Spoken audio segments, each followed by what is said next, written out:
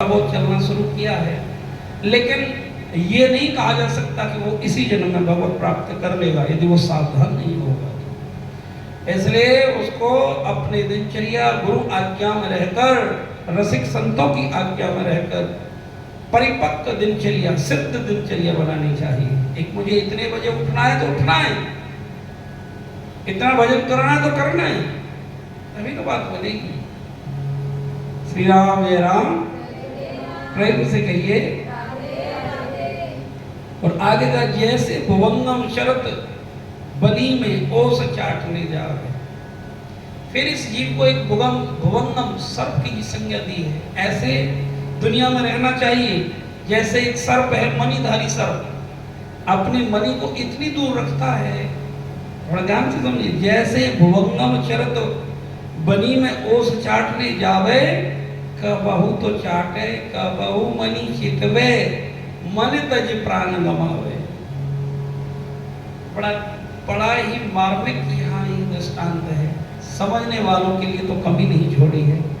मेरी सतगुरुवंदी छोड़ कबीर बाबा ने, कबीर साहब ने, वो कहते हैं कि एक साधक को मणिधारी सर्प, मणि यहाँ क्या है? भगवत भक्ति।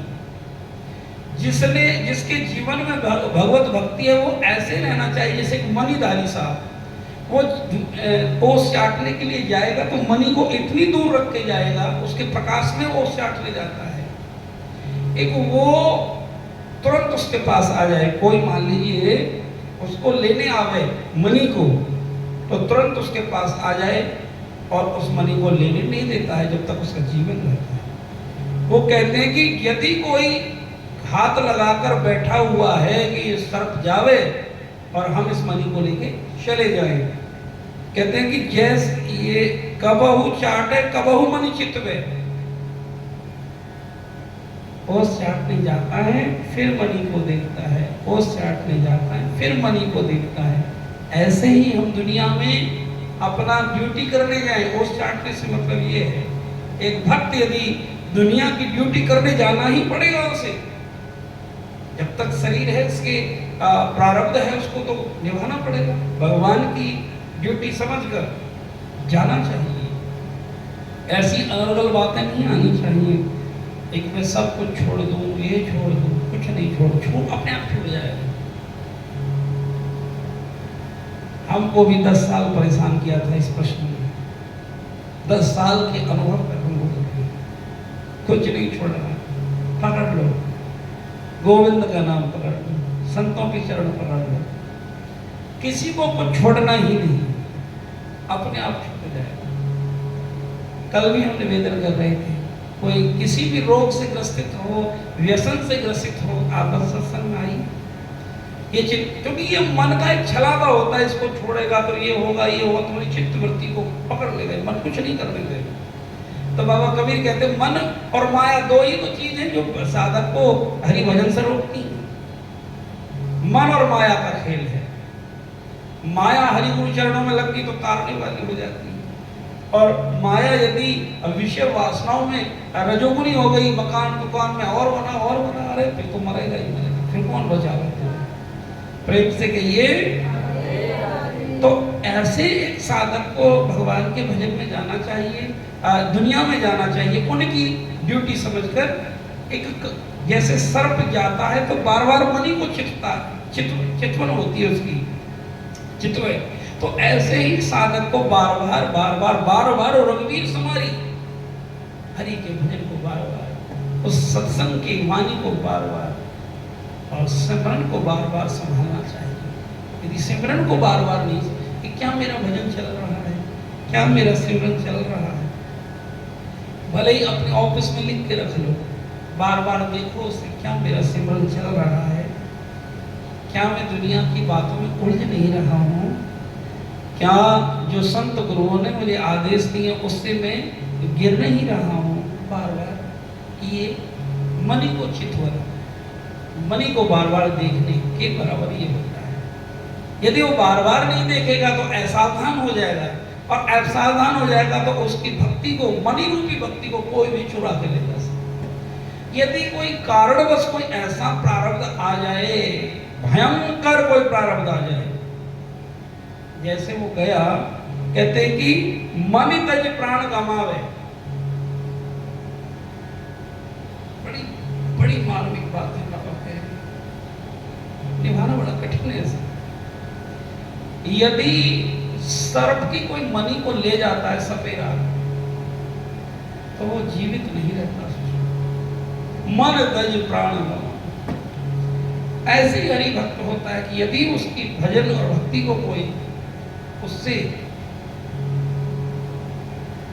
कोई ऐसा प्रारब्ध आ जाए, प्राण गंवाने से मेरा मतलब जो समझ में आया है हमें, भक्त का अनिष्ट तो कभी होता नहीं है।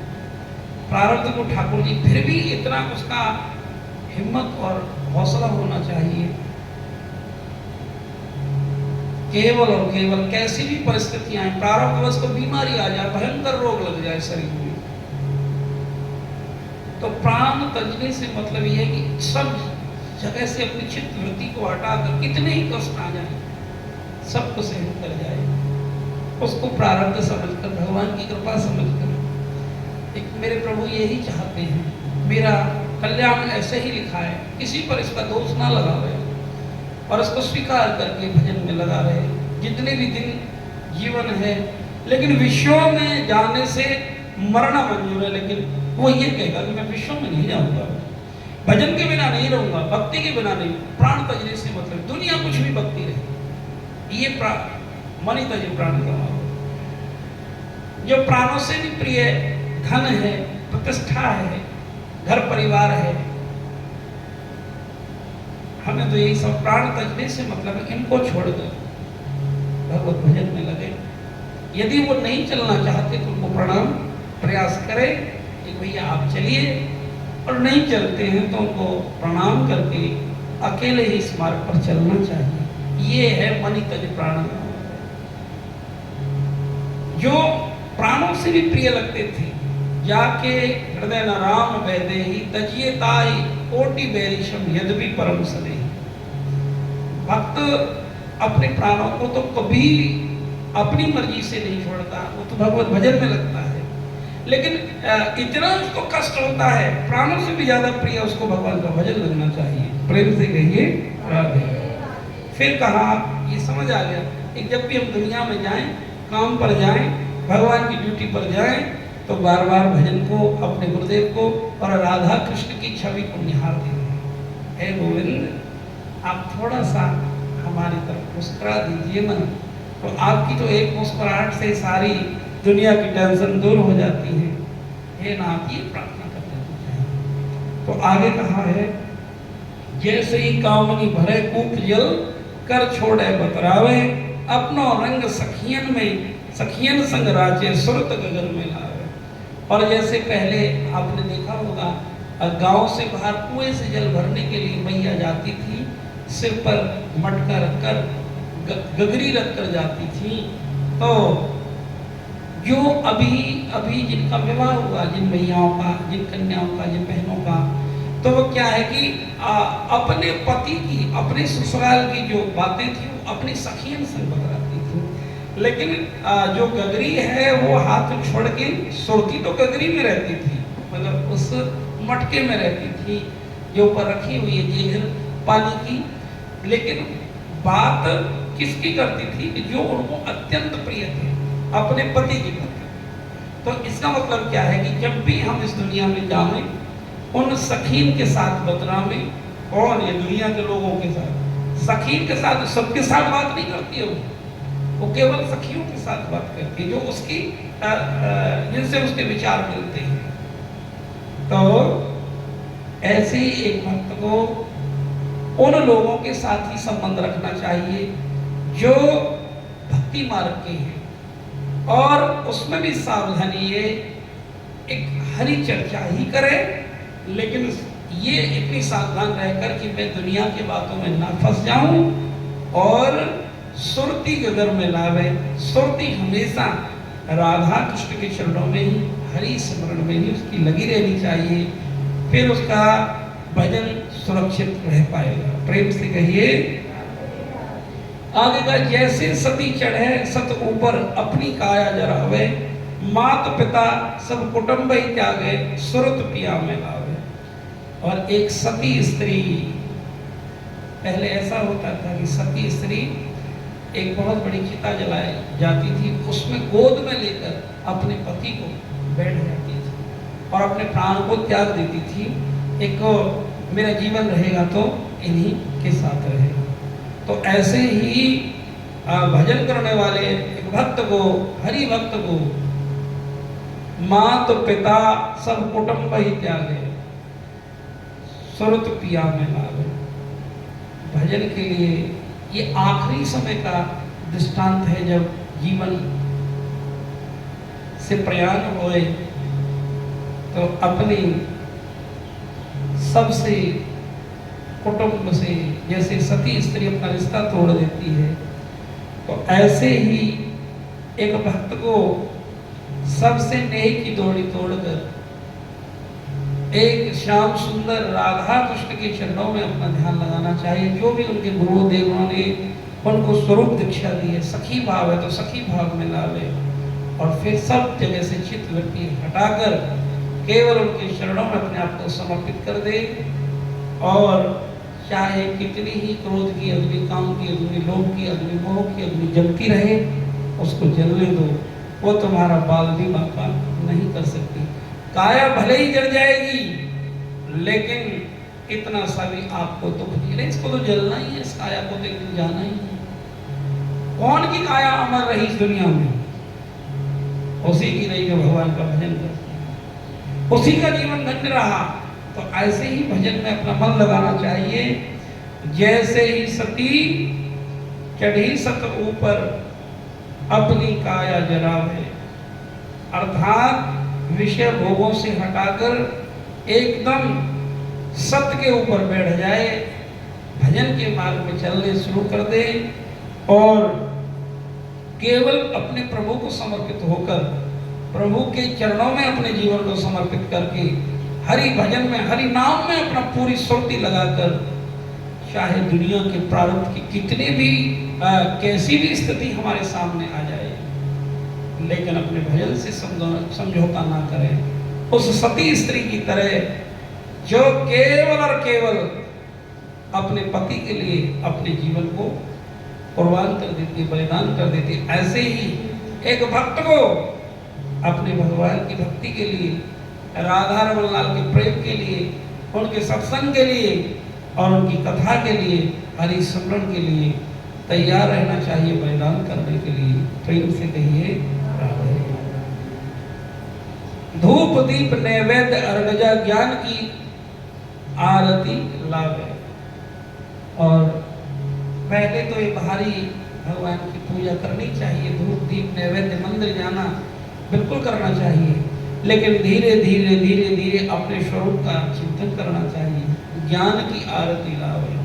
फिर ज्ञान का मतलब अपने सच्चे प्रीतम, पहले तो बाहर देखा, फिर धीरे धीरे अंदर देखना शुरू करना चाहिए। अपने हृदय में राधा रमन लाल को देखे,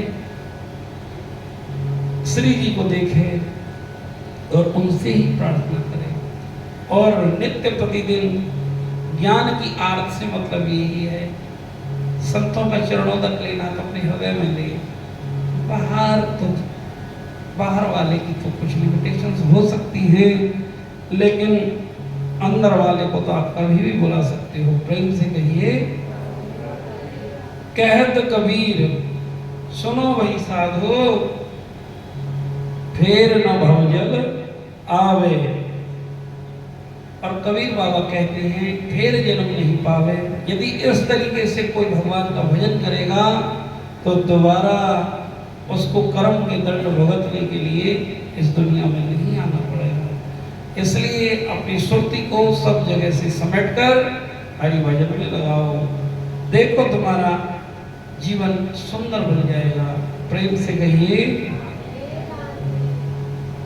हरे कृष्णा कृष्णा कृष्णा हरे हरे, हरे राम हरे